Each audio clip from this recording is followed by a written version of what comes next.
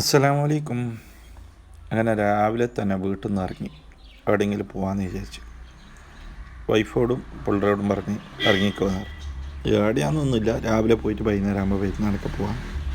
പിന്നെ പെരിയവള്ളിൽ പോയി CNG നിറച്ച്, പിന്നെ കിട്ടേട്ടൻ്റെ ഹോട്ടലിൽ പോയി ഫുഡെല്ലാം കഴിച്ച് നേരെ പാണത്തൂർ വെച്ച് കുടിക്കാമെന്ന് വിചാരിച്ചു. അങ്ങനെ പാണത്തൂരോട്ടേക്ക് എത്തി. പാണത്തൂർ നല്ല ഉച്ച സമയമാകുമ്പോൾ എത്തി. നല്ല രസമായിരുന്നു കാണാൻ, ചുറ്റോടും മലയും കുന്നും. പിള്ളേർക്ക് നല്ല സന്തോഷമായി. പ്രതീക്ഷിക്കാണ്ട് കിട്ടിയ യാത്ര. കുറേ ദിവസമായി ഒന്നിച്ചിട്ട് യാത്ര ചെയ്തിട്ട്. ഇടയ്ക്കിടയ്ക്ക് ഞങ്ങളിങ്ങനെ ഫാമിലിയായിട്ട് പുറത്തിറങ്ങാറുണ്ട്. പിന്നെ പാണത്തൂരെത്തുമ്പോഴേക്ക് നല്ല വിശപ്പ് തുടങ്ങി. ഉച്ച സമയം 2 മണിയോടെ അടുത്തിട്ടുണ്ടായി. പിന്നെ അവിടെ അടുത്തുള്ളൊരു ഹോട്ടലിൽ പൈതി പിടിച്ച് അവിടെ കയറി.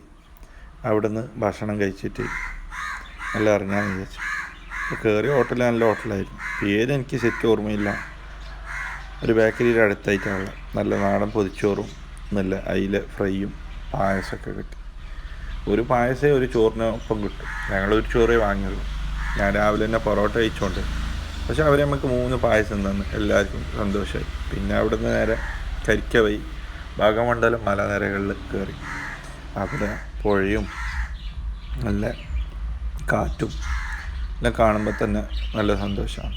ഈ കാണുന്ന പുഴ എന്ന് പറഞ്ഞാൽ ഇവിടുന്ന് സബ് സ്റ്റേഷനുണ്ട്, പ്രൈവറ്റാണ്. അത് കറണ്ട് ഉൽപ്പാദിപ്പിച്ചിട്ട് സർക്കാരിന് യൂണിറ്റ് കണക്കിന് വിൽക്കും.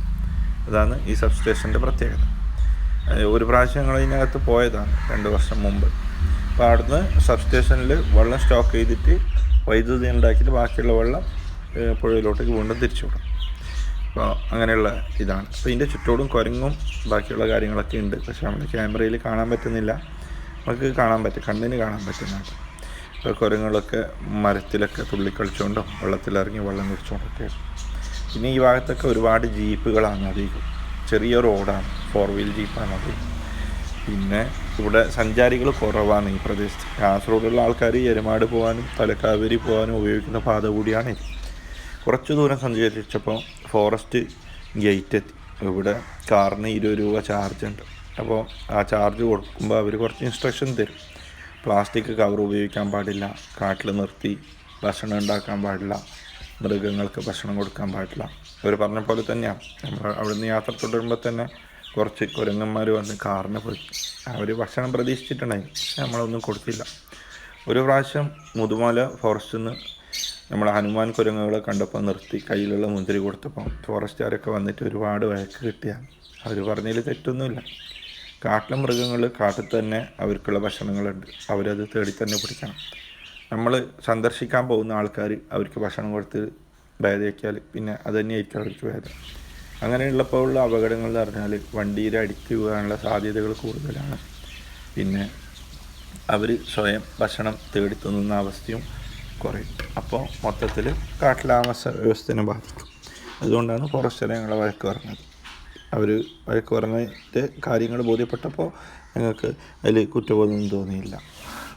പിന്നെ ഞങ്ങൾ അവിടെ നിന്ന് സഞ്ചരിച്ച് കാട്ടിൽ നല്ല എന്താ പറയല്, നല്ല ഉച്ച സമയത്ത് പോലും ഈ മരങ്ങളുടെ തണലും പിന്നെ ഈ വെള്ളച്ചാട്ടങ്ങളിൽ നിന്നുള്ള ഫോഗും ഒക്കെ ഒരു വല്ലാത്തൊരു അനുഭവമാണ്. പിന്നെ എല്ലാവർക്കും കാണുന്നിടത്തൊക്കെ നിർത്തി വെള്ളച്ചാട്ടങ്ങളൊക്കെ ദൂരെ നിന്ന് കാണും. ഇറങ്ങാൻ പാടില്ല കാട്ടിനകത്ത്. അവിടെ നിർത്താണെങ്കിൽ 1000 രൂപ ഫൈൻ കൊടുക്കണം. പിന്നെ നമ്മളുടെ സ്വയം രക്ഷ കൂടിയാണ് കാട്ടിനകത്ത് നിർത്താൻ പാടില്ല എന്ന് പറയുന്നത്. ആനകളൊക്കെ ഉള്ള സ്ഥലങ്ങളാണ്, ചെറിയ റോഡാണ്, നമുക്ക് ഓടി രക്ഷപ്പെടാനൊന്നും പറ്റില്ല. അതുകൊണ്ടാണ് കാട്ടിൽ നിർത്തുന്നത് ഫോറസ്റ്റുകാർ കർശനമായി നിരോധിച്ചത്. പിന്നെ ഇത് സെൻട്രൽ റിസർവ് ഫോറസ്റ്റാണ് തലക്കാവേരി. അപ്പോൾ റിസർവ് ഫോറസ്റ്റിനകത്ത് മൃഗങ്ങൾക്ക് ബുദ്ധിമുട്ടാക്കുന്ന ഒരു ഇതും സഞ്ചാരികളുടെ ഭാഗത്തു നിന്നുണ്ടാകുന്ന പാടില്ല എന്നുള്ളത് കൊണ്ടായിരിക്കാം ഫോറസ്റ്റുകാർ ഇത്തരം നിർദ്ദേശങ്ങൾ നമ്മുടെ മുമ്പിൽ വെക്കുന്നത്. ഈ കാണുന്ന കുന്നാണ് നമ്മളെ റാണിപുരം കുന്നുകൾ. ഈ ഭാഗമണ്ഡല റൂട്ടിൽ നിന്ന് നമുക്ക് കാണാൻ പറ്റും. മാനമുട്ട ഉയർന്നു നിൽക്കുന്ന കുന്നുകൾ. അവിടെ ഈ 3 മണി സമയത്തും നല്ല ഫോഗായി കാണുമ്പോൾ രാവിലെ 6 മണി പോലെ തോന്നും. അത്രയും സുന്ദരമാണ് അടുത്ത കാഴ്ച. പിന്നെ അവിടെ നിന്ന് കുറച്ച് മുമ്പോട്ട് പോകുമ്പോൾ സൈഡിൽ നല്ല തെളിനീര് കണ്ട് നിർത്തി കുറച്ച് വെള്ളമൊക്കെ കുടിച്ച് കാറിലേക്ക് എത്തിയപ്പോഴാണ് അപകടം മനസ്സിലായി. മൊത്തം കാലിൽ ചെരുപ്പിനകത്ത് മൊത്തം അട്ടകൾ കാലിലൊക്കെ കടിക്കാൻ തുടങ്ങിയിട്ടുണ്ട്. അതിൽ നിന്ന് ഒരു അട്ടനെ പിടിച്ച് ഞാനിതാ നിങ്ങൾക്ക് കാണിക്കാൻ വേണ്ടി ഒരു വീഡിയോ എടുത്തു. അട്ടകളൊക്കെ കാലിലൊക്കെ മൊത്തം ചോരയൊക്കെ ആക്കി വെച്ചിട്ടുണ്ട്. പക്ഷെ അട്ടകളുടെ കടിയൊക്കെ നല്ലതാണ്. ഇപ്പോൾ അട്ടകൾ കടിച്ച ശരീരത്തിലെ മോശം രക്തം മാത്രമേ കുടിക്കൂ. ഇജാമ ചികിത്സ നമ്മൾ പൈസ കൊടുത്തിട്ട് നടത്തും, പക്ഷെ അട്ടകൾ നമുക്ക് ഫ്രീ ആയിട്ട് ചെയ്യും. അതാണ് ഈ കാട്ടിനെ കൊണ്ടുള്ള ഒരു ഗുണങ്ങൾ. മഴക്കാലത്ത് ഞാൻ ഇടയ്ക്ക് ചെരുപ്പൊന്നും ഇടാണ്ട് റാണിപുരം പോലുള്ള പ്രദേശങ്ങളിൽ കുന്ന് ട്രക്കിംഗ് ആയി കയറും. അപ്പോൾ നമ്മുടെ കാലിലൊക്കെ മൊത്തം അട്ടകൾ കയറും. കാലിലൊക്കെ കടിച്ച് നമ്മളെ വേണ്ടാത്ത വേസ്റ്റ് രക്തങ്ങളൊക്കെ അവർ കുടിക്കും. കാണുമ്പോൾ ഭീകരമാണെങ്കിലും ശരീരത്തിന് ഏറ്റവും ഉത്തമമായ ഒരിതാണ്. അതാണ് ഈ കാട്ടിലുള്ള ആദിവാസികൾക്കൊന്നും രോഗം വരാത്തത്. നാട്ടിലുള്ള ഞങ്ങളെപ്പോലെയുള്ള ആൾക്കാർക്ക് എന്നും ഹോസ്പിറ്റൽ തന്നെയാണ്. അപ്പോൾ കാട് എന്നും ഒരു എന്താ പറയല്, ഞങ്ങളെ ദ്രോഹിക്കല്ല, നമ്മളെ സംരക്ഷിക്കുകയാണ്. കാണുമ്പോൾ രക്തമൊക്കെ കാണുമ്പോൾ ഭീകരമായിരിക്കും, പക്ഷെ അട്ട ചികിത്സ വളരെ നല്ലതാണെന്നാണ് എൻ്റെ അഭിപ്രായം. ഈ കാണുന്ന കുന്നുകളൊക്കെ ട്രക്കിംഗ് ആയി പോകാൻ പറ്റുന്ന സ്ഥലങ്ങളാണ്. പക്ഷേ കർണാടക ഫോറസ്റ്റ് ടൂറിസത്തിന് വലിയ ഫോറസ്റ്റിനെ ബുദ്ധിമുട്ടുണ്ടാക്കണ്ട എന്നുള്ള തരത്തിൽ അവർ ടൂറിസത്തിന് ട്രക്കിങ്ങിനൊന്നും പ്രൊമോട്ട് ചെയ്യുന്നില്ല. പൊതുവേ കർണാടക ടൂറിസത്തിൽ വളരെ മോശമാണെന്ന് എൻ്റെ ഒരു അഭിപ്രായം. ഇത്രയൊക്കെ വർഷത്തെ എൻ്റെ യാത്രയിലെ അനുഭവം വെച്ചിട്ട് കർണാടക സർക്കാർ ടൂറിസത്തിന് ഒരു പ്രൊമോഷനും ചെയ്യുന്നില്ല എന്നാണ് എൻ്റെ ഒരു അഭിപ്രായം. ഈ കാണുന്ന കുന്നുകൾ വളരെ സുന്ദരമാണ്. ഇതിപ്പോൾ 4 മണി സമയത്താണ് നമ്മൾ കാണുന്നത്. 4 മണി സമയത്ത് പോലും കുന്നുകളിലേക്ക് കോട ഇറങ്ങി തുടങ്ങിയിട്ടുണ്ട്. പിന്നെ ഈ കാണുന്ന പ്രദേശം മുതൽ കോഫി എസ്റ്റേറ്റ് തുടങ്ങാണ്. പിന്നെ ഇവിടെ നിന്ന് ഞങ്ങൾ തിരിച്ച് നമ്മൾ കുറച്ച് ദൂരം എത്തിയപ്പോൾ നമ്മൾ ഗണേശേട്ടൻ്റെ കട എത്തി. ഇത് പാണത്തൂർ ഭാഗമണ്ഡലം പോകുന്ന എല്ലാവർക്കും പരിചിതരായിരിക്കും ഈ കട എന്ന് പ്രതീക്ഷിക്കുന്നു. ഇത് ഈ ഘാട്ടിയിലുള്ള ഒരു ചായക്കടയാണ്. ഇവിടെ കുറച്ച് വൈന് ഉൽപ്പാദിപ്പിച്ചിട്ട് അവർ തന്നെ വിൽക്കുന്നുണ്ട്. പിന്നെ കാട്ടിൽ നിന്നുള്ള ഓറഞ്ച്, നമ്മളെ നെല്ലിക്ക, അതുപോലെയുള്ള കാട്ടു വിഭവങ്ങളും അവിടെ നമുക്ക് കഴിക്കാൻ പറ്റും. ഗണേശൻ്റെ ഹോട്ടലിൽ നിർത്താനൊന്നുമില്ല. കയ്യോട് ഹായ് പറഞ്ഞ് ഞങ്ങൾ അടന്ന് മടങ്ങി. കാരണം സമയം ഒരുപാട് വൈകി. വീട്ടിൽ നിന്ന് ഇറങ്ങാനും ഒരുപാട് വൈകിയോണ്ട് അവിടെ നിർത്താനോ റെസ്റ്റ് ചെയ്യാനോ ഉദ്ദേശിച്ചില്ല. ലക്ഷ്യം ഒരുപാട് പോവുക, സിയാറത്ത് ചെയ്യുക, മടങ്ങാം. വീക്കിലി എവിടെയെങ്കിലും പോയി വരുമ്പോൾ മനസ്സിനൊരു സമാധാനം. അങ്ങനെ യാത്ര തുടരുമ്പോൾ ചുറ്റുമുള്ള മലകളൊക്കെ ഒന്ന് ക്യാമറയിൽ പകർത്തി.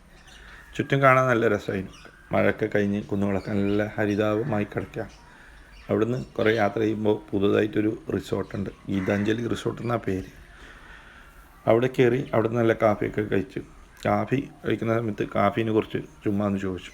കാപ്പി പ്രാവശ്യം നല്ല വിലയാണ്. 11,000 ഉറുപ്പ്യ ഒരു ചാക്കിന് വിലയുണ്ട്. കഴിഞ്ഞ വർഷം 3,000 ഉറുപ്പ്യായിരുന്നു. അപ്പോൾ കാപ്പി കർഷകരൊക്കെ വളരെ ഹാപ്പിയാണ്. പിന്നെ അവിടെ നിന്ന് അവരെ തോട്ടത്തിലൊക്കെ നടന്ന് അവരെ കാപ്പിത്തോട്ടത്തിൻ്റെ ദൃശ്യമായി ഇപ്പോൾ കാണുന്നു. ഈ കാപ്പിത്തോട്ടത്തിൻ്റെ നടുക്കായിട്ട് കുറേ മരങ്ങളൊക്കെ കാണാം. പക്ഷേ ഇത് വെറും മരങ്ങളൊന്നുമല്ല, കാട്ടുമരങ്ങളല്ല. കുറേ അവക്കാഡോ തൈകൾ, ഇതിനടുക്കായിട്ട് മുസമ്പി തൈകൾ, പിന്നെ ഓറഞ്ച് തൈകൾ, പിന്നെ നമ്മുടെ നാരങ്ങ, അങ്ങനെയുള്ള മരങ്ങളാണ് ഈ ഇടയ്ക്ക് കാണുന്നത്. ഇടയ്ക്ക് സിൽവർ മരങ്ങളും കാണാൻ പറ്റും. നല്ലൊരു സുന്ദരമായൊരു കാഴ്ച. കാപ്പി എല്ലാം ഇവർ വിളവെടുത്തിട്ട് കായ്ക്കളൊക്കെ അവർ റോസ്റ്റ് ചെയ്ത് ചാക്കിലാക്കി അവരെ അങ്ങാടികളിലേക്ക് എത്തിച്ച്. പിന്നെ കുറച്ച് താഴ്വാരകളിലൊക്കെ നെൽപ്പാടങ്ങൾ, നെല്ലുകളൊക്കെ മൂർന്ന് അവർ പുല്ലുകളൊക്കെ ഉണക്കാൻ വെച്ചിട്ടാണ്. ഈ പുല്ലുകളാണ് നമ്മുടെ നാട്ടിൽ ലോറികളിലൊക്കെ ആയിട്ട് പശുക്കൾക്ക് തിന്നാനെത്തിക്കുന്നത്. അത് നമ്മളെ മടിക്കേരി ഭാഗത്തുനിന്ന് മൈസൂർ ഭാഗത്തു നിന്നൊക്കെ വരുന്ന പുല്ലുകളാണ്. ഇവിടുത്തെ കാഴ്ച വളരെ മനോഹരമാണ്. നമ്മളെ നാട്ടിലുള്ള ബോയിൽഡ് റൈസ് ഒന്നല്ല കേട്ടോ. ഇവിടെ കാണുന്നത് നമ്മൾ സോണ മസൂരി, ബുള്ളറ്റ്, അതുപോലെയുള്ള അരി ഉൽപ്പന്നങ്ങളാണ് ഇവിടെ ഉൽപ്പാദിപ്പിക്കുന്നത്. എന്ന് വെച്ചാൽ നെയ്ച്ചോറ്റിൻ്റെ അരി എന്ന് പറയാം. ബിരിയാണിയുടെ അരിയൊക്കെ ഇവിടെ നിന്നാണ് ഉൽപ്പാദിപ്പിക്കുന്നത്. ഇവിടുത്തെ സാധാരണ ഭക്ഷണം പോലും, പച്ചരിച്ചോറ് പോലും വല്ലാത്തൊരു ടേസ്റ്റാണ്. സാമ്പാറും പച്ചരിച്ചോറും പപ്പടവും മുട്ട ആംപ്ലേറ്റും അച്ചാറൊക്കെ കൂട്ടിയാൽ വളരെ ഭംഗിയാണ് കഴിക്കാൻ. പിന്നെ ആ ദൂരെ കാണുന്ന കുന്നിൻ്റെ താഴ്വാരത്തായി ഒരുപാട് കിലോമീറ്റർ പരന്ന് കിടക്കുന്ന നെൽപ്പാടങ്ങൾ. ഇതൊക്കെ ആസ്വദിക്കാനായിട്ട് നമ്മളെ നാട്ടിൽ നിന്ന് ഒരു ചെറുപ്പക്കാർ വാഹനങ്ങളൊക്കെ എടുത്ത് വരും. പിന്നെ കുറച്ച് സഞ്ചരിച്ചാൽ നമ്മൾ ഭാഗമണ്ഡല എന്ന് പറയുന്ന ഒരു ചെറിയൊരു ടൗണാണ്. ഈ ടൗണിൻ്റെ പ്രത്യേകത എന്ന് പറഞ്ഞാൽ സൗത്ത് ഇന്ത്യയിലെ ഏറ്റവും അധികം പ്രധാനപ്പെട്ട ഹിന്ദു ദേവാലയങ്ങൾ ഉള്ള സ്ഥലം കൂടിയാണ് ഇവിടെ ഒരു തീർത്ഥസ്ഥലമുണ്ട്. തീർത്ഥസ്ഥലം എന്ന് പറഞ്ഞാൽ ഇവിടെ വന്ന് പിന്നെ ത്രിവേണി സംഗമം ചെയ്യുന്ന 3 പുഴകൾ കൂടുന്ന സ്ഥലമാണെന്ന് എൻ്റെ ഒരു അറിവ്. അവിടെ വന്ന് കുളിച്ചാൽ പാപങ്ങളൊക്കെ പൊറുക്കപ്പെടുന്നതാണ് അവരുടെ വിശ്വാസം. അവിടെ ഇപ്രാവശ്യം നല്ലൊരു കാഴ്ചയാണ് കണ്ടത്. കുറേ വർഷങ്ങൾക്ക് ശേഷമാണ് ഇത്ര മനോഹരമായൊരു കാഴ്ച കാണാൻ. ഇവിടുത്തെ പാലങ്ങളൊക്കെ ഓപ്പണാക്കി കിടക്കുന്നുണ്ട്. ഇവിടെ ഒരു ഓവർ ബ്രിഡ്ജ് എടുക്കുന്നുണ്ട്. ഓവർബ്രിഡ്ജ് എന്ന് പറഞ്ഞാൽ മഴക്കാലത്ത് മൊത്തം വെള്ളമൊക്കെ നിറഞ്ഞ് ടൗണ് പകുതി വെള്ളപ്പൊക്കത്തിലാകുന്ന ഒരു അവസ്ഥയുണ്ട്. അതിന് പ്രതിവിധിയായിട്ട് സർക്കാർ മേൽപ്പാലങ്ങൾ നിർമ്മിച്ചു. താഴെ നല്ല ഗാർഡനിങ് ഒക്കെ ആക്കി സഞ്ചാരികൾക്ക് പിൽഗ്രിംസിന് വരുന്നവർക്ക് കുളിക്കാനുള്ള സ്ഥലങ്ങളൊക്കെ ഉണ്ടാക്കി. ബാത്റൂം, ഗാർഡന്, റെസ്റ്റ് ഏരിയ, ഫീഡിങ് ഏരിയ, അങ്ങനെ നല്ല നല്ല കാര്യങ്ങളൊക്കെ ഇപ്രാവശ്യം കർണാടക സർക്കാർ ചെയ്തിട്ടുണ്ട്. ഒരു ബിഗ് സല്യൂട്ട് തന്നെ അവർക്ക് കൊടുക്കേണ്ടിയിരിക്കുന്നു. ഇവിടെ നിന്ന് ഞങ്ങൾ ആ മേൽപ്പാലത്തിൽ കുറച്ച് മുമ്പ് പോകുമ്പോൾ റൈറ്റ് സൈഡിലേക്ക് പോയ തലക്കാവേരി എത്താം, ലെഫ്റ്റ് സൈഡ് പോയ ഒരുപാട് സമയം ഒരുപാട് വൈകി. രാത്രി ആകുമ്പോഴേക്കും വീട്ടിലേക്ക് തിരിച്ചെത്താം, അർദ്ധരാത്രി ആകുമ്പോഴേക്കും. അങ്ങനെ ഞങ്ങൾ എരുമാടൊക്കെ എത്തി. അവിടെ സിയാറത്തൊക്കെ ചെയ്ത് അവിടെ നിന്ന് കുറച്ച് റെസ്റ്റൊക്കെ എടുത്ത് ചായ എല്ലാം കഴിച്ച് വീട്ടിലേക്ക് വീണ്ടും മടക്കി. അങ്ങനെ ഞങ്ങൾ ഇന്നത്തെ ഒരു ദിവസം ഈ one day trip, road vibe, യാത്രാ വൈബ് എന്നൊക്കെ പറയാം. ഇന്നെന്ന് വെച്ചാൽ ഇങ്ങനെ ഇടയ്ക്കിടയ്ക്കുള്ള യാത്രകൾ മനസ്സിന് വല്ലാത്തൊരു സുഖവും ഒരു റിഫ്രഷിങ്ങും ഒരു ബൂസ്റ്റിംഗ് ഒക്കെ കൂടിയാണ്. ഞങ്ങളുടെ വീഡിയോ ഇഷ്ടപ്പെട്ട സബ്സ്ക്രൈബ് ചെയ്യണം, ലൈക്ക് ചെയ്യുക, ഷെയർ ചെയ്യുക, കമൻറ്റ് ചെയ്യുക. ഇൻഷാ അല്ലാഹ്.